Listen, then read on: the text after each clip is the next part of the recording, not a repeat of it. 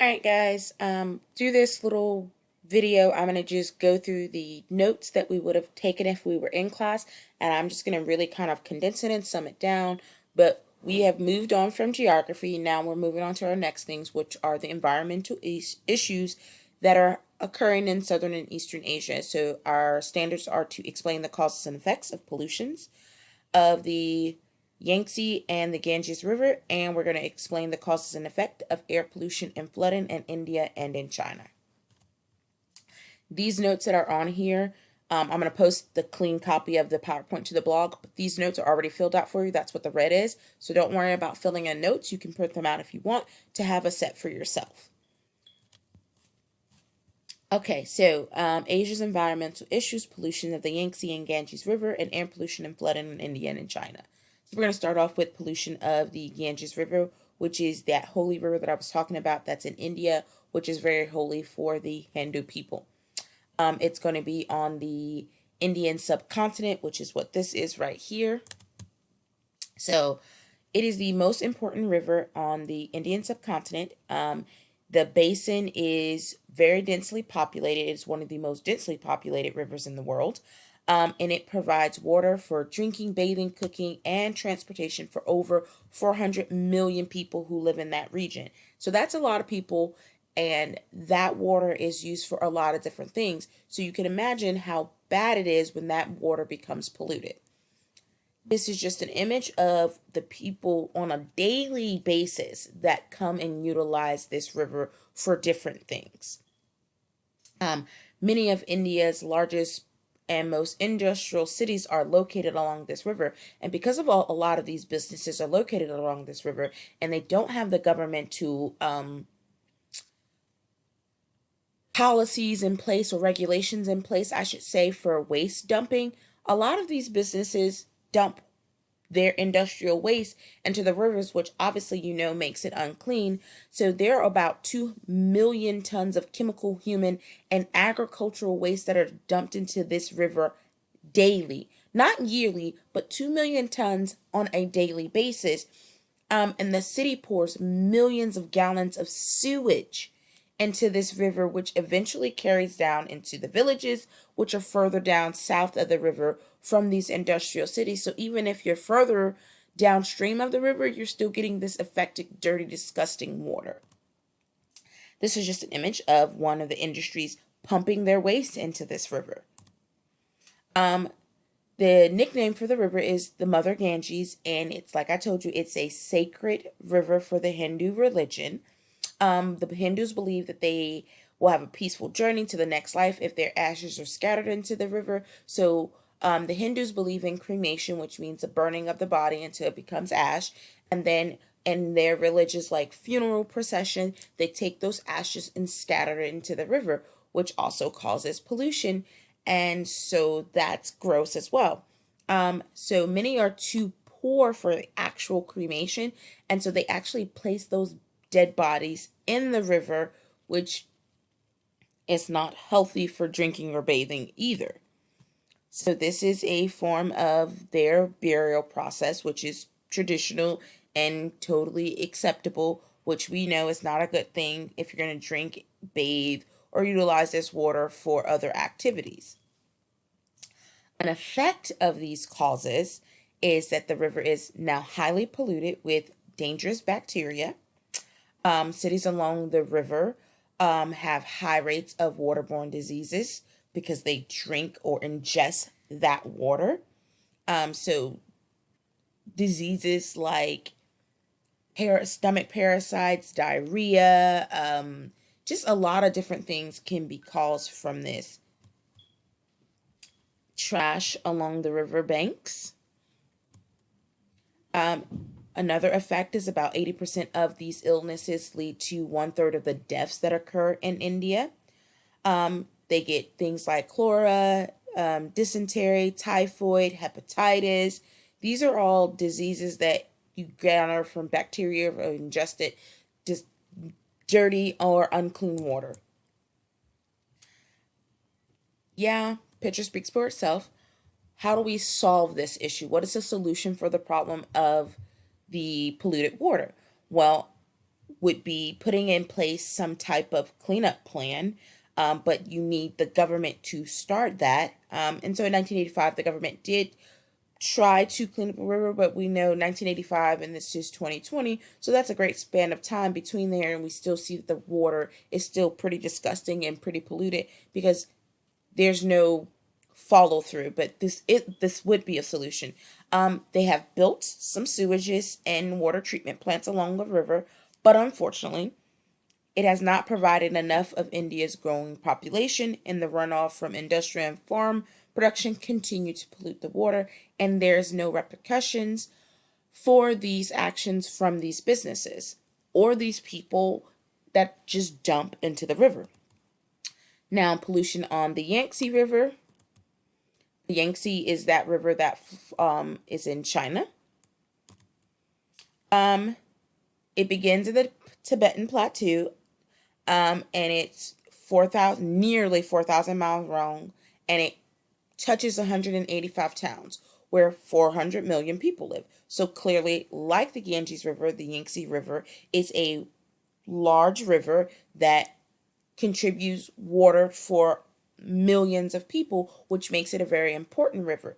So again, with that importance, if you don't treat it right, then it causes a lot of issues. It provides water for at least 1/3 of China's population. Pumping stations along the river take water out to supply people with water for drinking, irrigation, and industrial usages. So clearly the river is very important and it's used for many different things. Clearly that's not clean looking water. Pollution or causes of the pollution. Many of China's most densely populated and industrial cities are located along the river, just like we saw in India. And it makes sense because they need the water to help cool down the machines and they need it for other usages within their factories, but they don't treat the water correctly, which then causes issues. Unlike in India, where only millions of tons of chemicals and waste are pushed into that river on a daily basis, here in China, billions of tons of chemical and other waste from agriculture and industry and humans are put into this river on a yearly basis. I mean, just not really good. So causes of pollution are man-made, typically man-made. There are some naturally occurring causes of pollution, obviously, but these are definitely man-made because men are dumping chemicals, human waste, agricultural waste, industrial waste are just being poured into these rivers, which is definitely causing problems.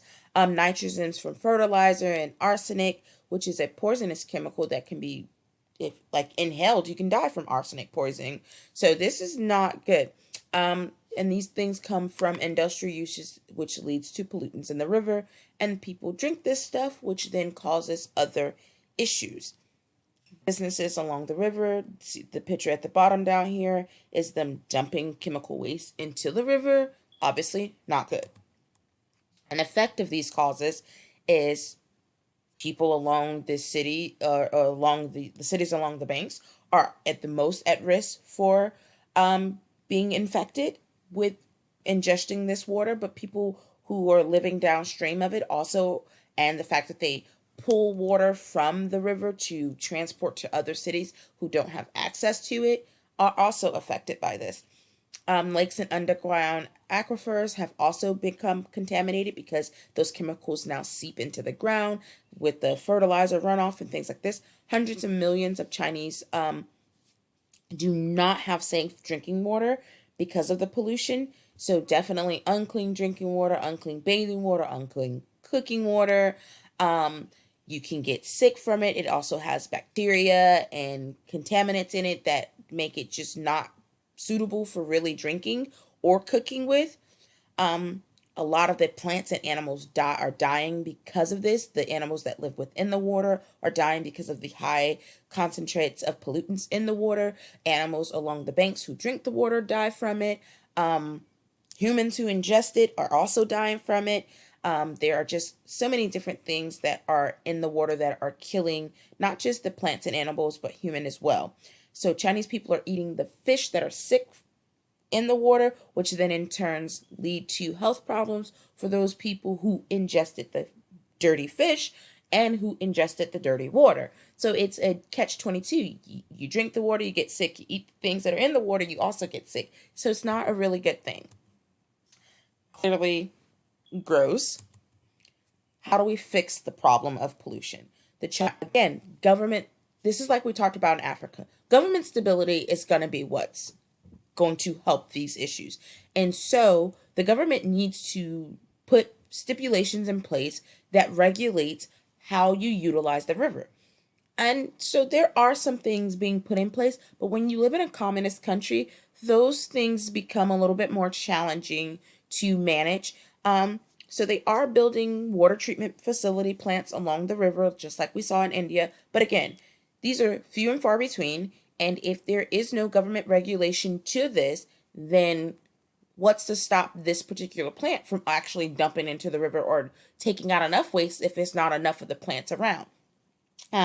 They're also encouraging the cities to build sanitary landfills, but again, that those landfills will then chemicals from that and the bacteria from that seeps into the ground, which then seeps into the underground water table, and that causes other issues. The government is actually spending billions of dollars to start cleaning up the river, but it's going to take a long, long time to fix that problem because people are still dumping trash and chemicals and waste into the river, which kind of defeats the purpose because, again, there's no government sanctions that prevents them from doing it. Or if there are government sanctions, they're not being enforced to actually stream this from happening. Flooding in India. Monsoons. Weather in Asia is quite different from here in America. We count our seasons.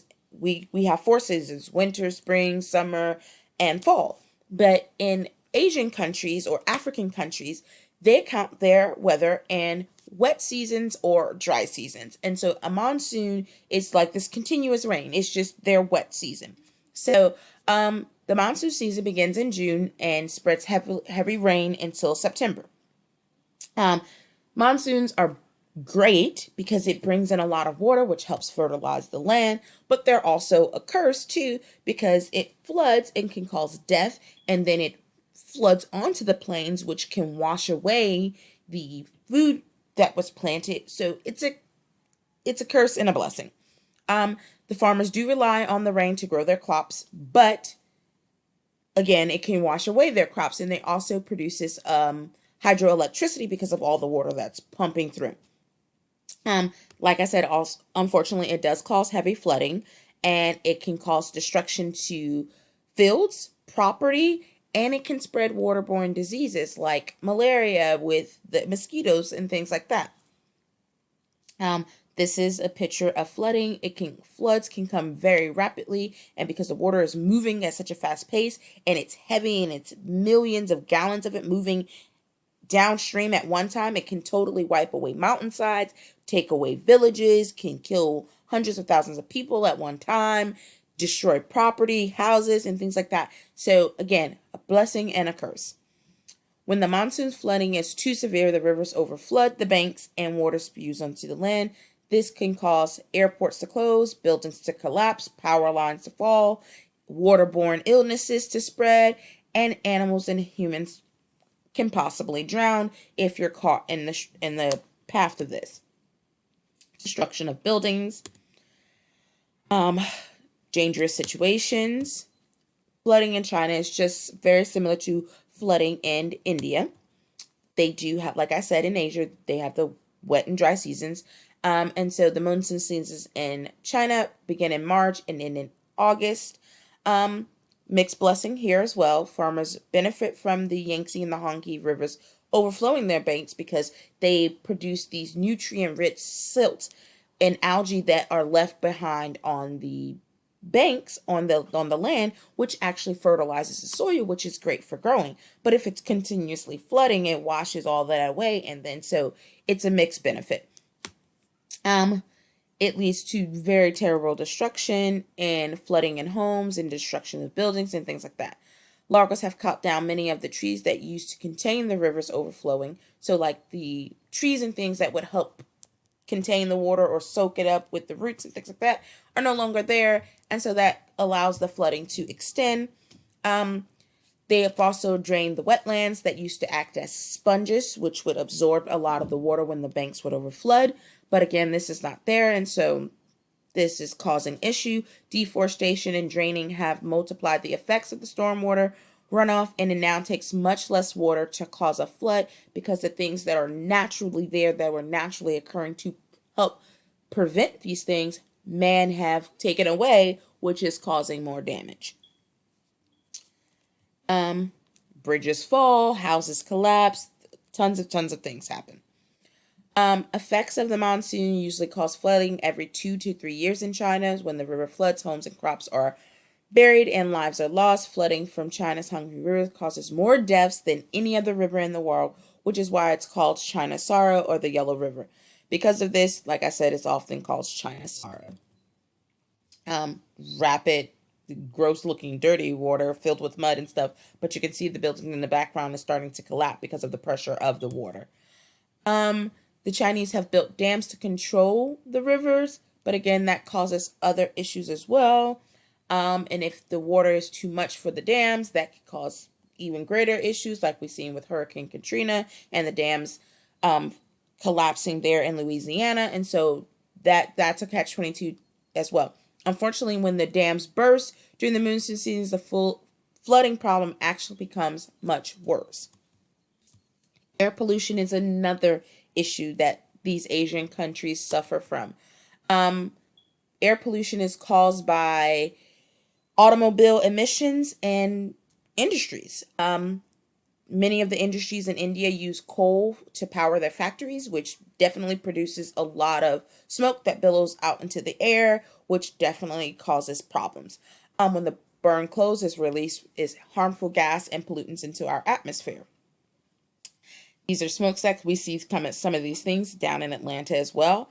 And this is what causes smog and acid rain and things like that. Indoor air pollution is also a growing problem because you open up your windows and that stuff comes in. And so you're not only breathing this outside, but you're breathing this into your homes as well. And the rural areas, many family cook over open fire using wood, livestock, dung, or coal as fuel, which again causes air pollution.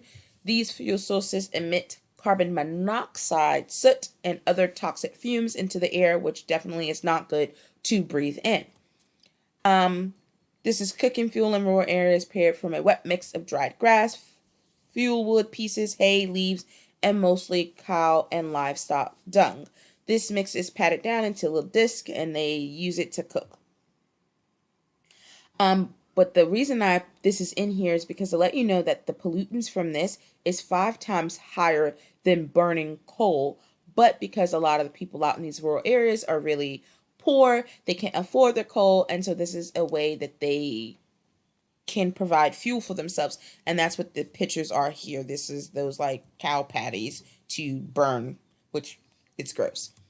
Effects of these causes. Because India's rapidly growing population, more and more people are exposed to pollution every year.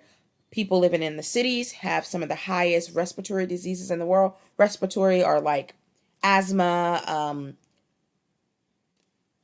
just different issues that you can develop with your lungs. Air pollution is now the 5th leading cause of death in India. That's not good. India actually smells horrendous in most places, and that's just due to the overpopulating and all of the air pollution. The Taj Mahal, which is a sacred site and popular tourist destination, it's growing yellow from the high levels of air pollution. So it's this beautiful white, kind of like a cathedral, but it's like a mosque. It's not like a mosque. It is a mosque, but it is turning yellow due to all these air pollutants, which is gross. Sometimes believe that Indian smog could potentially change weather patterns here in North America because of just how much gunk they are producing into the air. This is a picture of the Taj Mahal. It's been really, really difficult for India's government to enforce these laws. Again, this is what I'm talking about stability within the government being an end solution to these problems, because the government has to do something to enforce laws to prevent these things from happening, which is why here in America, we don't have as much air pollution. We have air pollution, but not to this extent, because we have laws in place, like when you have to take your car to get it checked because of how many emissions you are producing out into the air. And if it's producing too much, you fail and you have to get your car fixed so that you can reduce your carbon footprint and reduce what you're putting out into the air. A large portion of India's population is very, very poor, and they don't want anything to slow down their economic growth. So they're not really concerned about cleaning up the air or the water because, hey, you know what? It makes the money, and so that's what they're concerned about. But the reality is, if you're dead, you don't have any use for any money. So they need to think about that as well. India has been investing money to clean up their air, but obviously it's not enough. Air pollution in China is just as bad. They have experienced tremendous growth in their cities in China. And so with the industries, because of that, that produces a lot of air pollutants. 16 of the world's 20 most populated cities can be found in China. We all know that China has the world's largest population. China alone pumps one-third of the entire world's total pollutants into the atmosphere. That makes sense as well. Again, with the largest population, they would produce more air pollutants or trash pollutants than any other place on Earth. This is smog covering the city at night. That you barely can see anything because it's just so polluted. Much of China's energy is provided by burning coal, a process that sends soot, ash, and chemicals into the air, carbon monoxide, which we know is not good to breathe in. The citizens also burn coal to heat their homes, which also adds to the pollution problem. Millions of the Chinese people now drive cars, which their exhaust is burnt off into the air, which is another major source of air pollution. This is during the day. It looks like it's night, but it isn't. This is a daytime photo, and the reason it's so dark is because of the pollutants in the air, the smog, the fog, and it's just gross.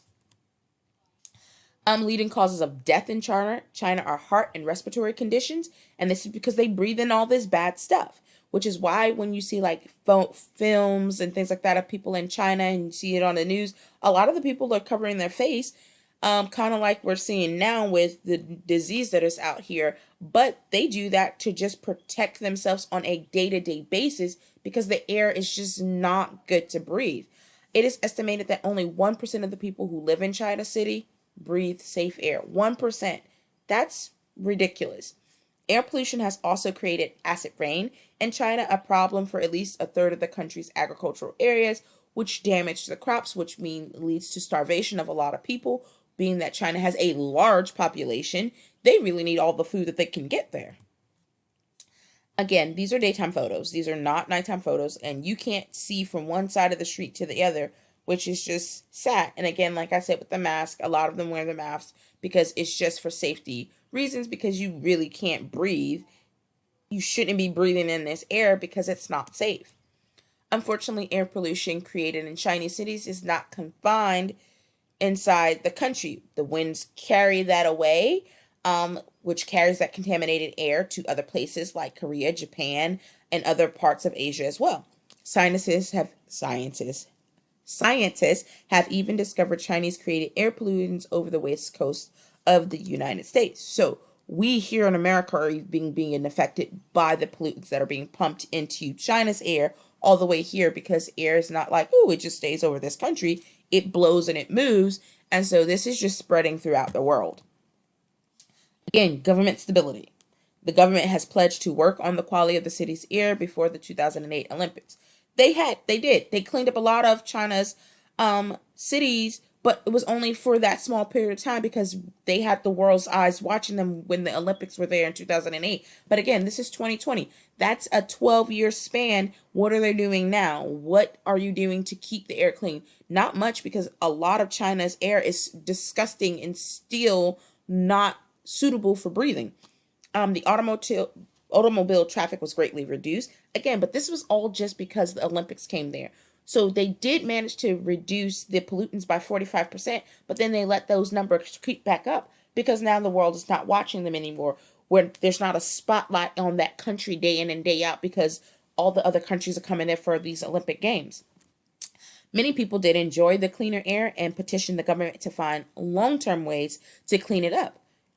Government helped them out. Again, it's the government stability that's going to be able to affect long-term change for countries. And that is that, guys. So thank you, and I hope this helps you as you do your cause and effect chart.